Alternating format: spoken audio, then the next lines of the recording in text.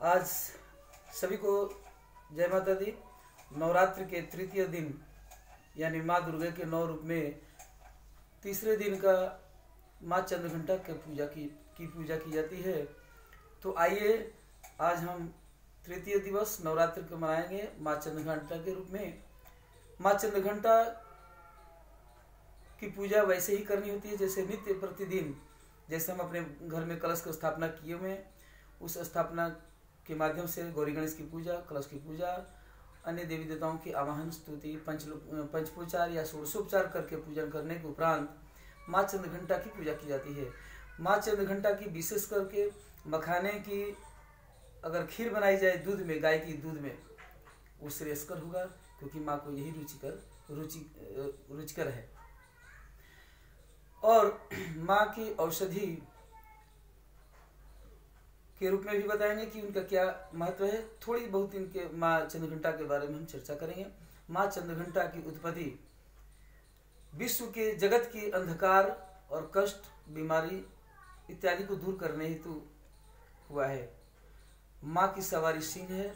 सिंह पर सवारी होती हुई और धौल वर्ण अपने स्वर्ण रूपी चमक के साथ माँ का प्रकटीकरण होता है और उनके साथ माथे पर आधी चंद्रमा विराजमान है। यही नहीं, शिव शक्ति रूपा भी माँ को कहा जाता है। क्यों? क्योंकि माँ पार्वती ही का ये चरित्र है। अपने माँ दुर्गा सप्तशती में 3 चरित्र जो हम पढ़ते हैं, प्रथम 3 चरित्र माँ पार्वती के जो पढ़ते हैं, उसमें यह बताया गया है कि जैसे महाकवि कालिदास के द्वारा विरचित मेघदूतम में वर्णन किया गया है कि तपस्या के बारे में विशेष में जाना नहीं चाहूँगा, बहुत ज़्यादा समय नहीं लूँगा आपको। जो तपस्या के बारे में हमने कल चर्चा किया था, वैसे तपस्या के उपरांत जब उनका विवाह शंकर भगवान से होती है तो उसके बाद विवाहिता के रूप में चंद्रघंटा रूप में जब माँ आती हैं, सौम्यता, सौंदर्यता और सहजता के रूप में आती हैं। लेकिन घंटा, चंद्रमुखी की जगह चंद्रघंटा क्यों कहा गया?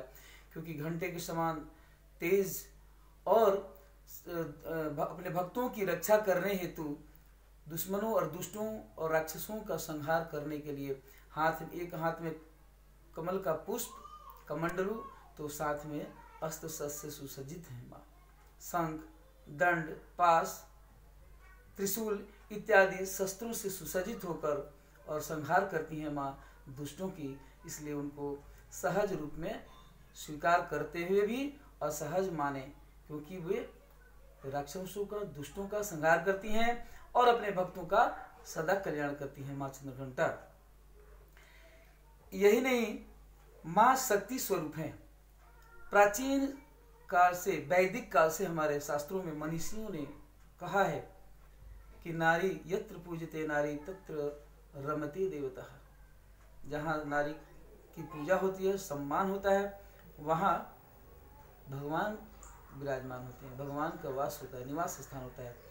तो यही वह शिव शक्ति रूपा है तीनों लोकों में, जो सत्यम शिवम सुंदरम भी हम कहते हैं। इस प्रकार से माँ पार्वती के ही माँ दुर्गा के अनेक रूपों में है, वैसे माँ एक ही है, आदिशक्ति माता भी हम कह सकते हैं। इस प्रकार से माँ का पूजा और आराधना, उपासना करते हैं। जो माँ की उपासना करता है चंद्रघंटा के रूप में, वो जगत में यश, कीर्ति और मान सम्मान प्राप्त करता है। आत्मविश्वास उसकी बढ़ती है और यही नहीं, वह मोक्ष प्राप्त करने हेतु सहजता प्राप्त करता है, क्योंकि उसमें आत्मशक्ति आती है और अध्यात्म से वह जुड़ता है। माँ का एक इसमें मंत्र है, आपद्दुदरणीं त्वहि आद्य शक्ति शुभ पराम अणिमादि सिद्धिदात्री चंद्रघंटा प्रणाम्यहम् चंद्रमुखी इष्टदात्री इष्टमंत्र स्वरूपिणीं धनदात्री आनंददात्री चंद्रघंटे प्रणाम्यहम्। ज्ञानारूपी धारिणी नाना रूप धारिणीं इच्छामयी ऐश्वर्यदायिनीं सौभाग्य आरोग्यदायिनीं चंद्रघंटा प्रणाम्यहम्। और इनका औषधि चंद्रसूर नामक औषधि है, जो कि रक्त विकार को दूर करने में लाभकारी है और मोटापे को भी घटाने में काम करता है, जो कि एक धनिये के समान दिखने में होता है। यह औषधि अति महत्वपूर्ण है। इसी के साथ आप सभी को माँ चंद्रघंटे की पूजा उपासना के विषय में बताते हुए आचार्य धनंजय कुमार तिवारी की ओर से सभी को जय माता दी।